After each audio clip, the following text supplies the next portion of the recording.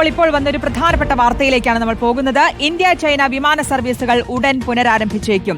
സർവീസിന് തയ്യാറാകാൻ വിമാന കമ്പനികൾക്ക് നിർദ്ദേശം നൽകിയെന്നാണ് സൂചന. അടുത്ത മാസം വിമാന സർവീസുകൾ പുനരാരംഭിക്കുമെന്നാണ് റിപ്പോർട്ട്. പ്രധാനമന്ത്രിയുടെ ചൈന സന്ദർശനത്തിന് പിന്നാലെ പ്രഖ്യാപനമുണ്ടായേക്കും. എന്നാൽ വ്യോമയാന മന്ത്രാലയവും DGCAയും വിവരം സ്ഥിരീകരിച്ചിട്ടില്ല. ആദിൽ പാലോടുണ്ട് വിവരങ്ങൾ നൽകാൻ. അതിലൊരു നിർണായക വിവരമാണ്. ഇതിലിപ്പോൾ സർവീസ് പുനരാരംഭിച്ചേക്കുമെന്ന വിവരം എത്രത്തോളം സ്ഥിരീകരിക്കാനാകുന്നുണ്ട്? കഴിഞ്ഞ കോവിഡ് സമയത്താണ് ഇന്ത്യയിൽ നിന്നും ചൈനയിലേക്കുള്ള നേരിട്ടുള്ള വിമാന സർവീസുകൾ തൽക്കാലത്തേക്ക് നിർത്തിവെച്ചത്. പിന്നീട് അത് തുടരാൻ സാധിച്ചിരുന്നില്ല, പുനരാരംഭിക്കാൻ സാധിച്ചിരുന്നില്ല. ഇന്ത്യയും ചൈനയും തമ്മിൽ നയതന്ത്രപരമായ പലതരം സംഘർഷങ്ങൾ ഉണ്ടായിരുന്നു. ഇപ്പോൾ വീണ്ടും മഞ്ഞുരുകുന്നതിന്റെ സൂചനകളാണ് ഇപ്പോൾ പുറത്തുവരുന്നത്. പ്രധാനമന്ത്രി നരേന്ദ്രമോദി ഈ മാസം അവസാനവും അടുത്ത മാസവും ആദ്യമായി 2 ദിവസം ചൈന സന്ദർശിക്കുകയാണ്. അതിനുശേഷം ഈ രൂപത്തിലുള്ള ഒരു പ്രഖ്യാപനത്തിലേക്ക് കാര്യങ്ങൾ എത്തും എന്നുള്ളതാണ് മനസ്സിലാക്കാൻ സാധിക്കുന്നത്.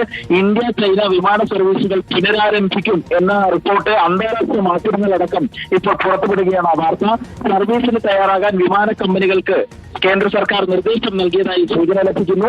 പ്രധാനമന്ത്രിയുടെ സന്ദർശനത്തിന് ശേഷമാകുന്ന ഇത്തരത്തിലുള്ള ഔദ്യോഗിക പ്രഖ്യാപനം ഉണ്ടാവുക. അടുത്ത മാസം ആദ്യവാരം തന്നെ സർവീസുകൾ ആരംഭിക്കാൻ കഴിയുമെന്നതാണ് പ്രതീക്ഷിക്കുന്നത്. നിലവിൽ സിംഗപ്പൂർ വഴിയൊക്കെയാണ് ചൈനയിലേക്ക് പോകുന്നത്. വലിയ ദീർഘമായ യാത്രയിലേക്ക് പോകേണ്ടി വരുന്നു ചൈനയിലേക്കുള്ള യാത്ര. ഏതായാലും അതിനൊക്കെ ഒരു താൽക്കാലിക പരിഹാരം, ഒരു ശാശ്വതമായ പരിഹാരം ഉണ്ടാകുന്നു എന്നുള്ളതാണ്. വ്യോമയാന മന്ത്രാലയവും DGCAയും കേന്ദ്ര സർക്കാർ വൃത്തങ്ങളും ഇക്കാര്യം സ്ഥിരീകരിച്ചിട്ടില്ല. പക്ഷേ അന്താരാഷ്ട്ര എന്തായാലും ഇന്ത്യ ചൈന ബന്ധം വീണ്ടും ഊഷ്മളമാകുന്നു എന്നൊരു സൂചന കൂടി നൽകുന്നതാണ് ഈ ഒരു വിവരം. ഇന്ത്യ ചൈന വിമാന സർവീസുകൾ ഉടൻ പുനരാരംഭിച്ചേക്കും എന്നുള്ള വിവരമാണ് വരുന്നത്.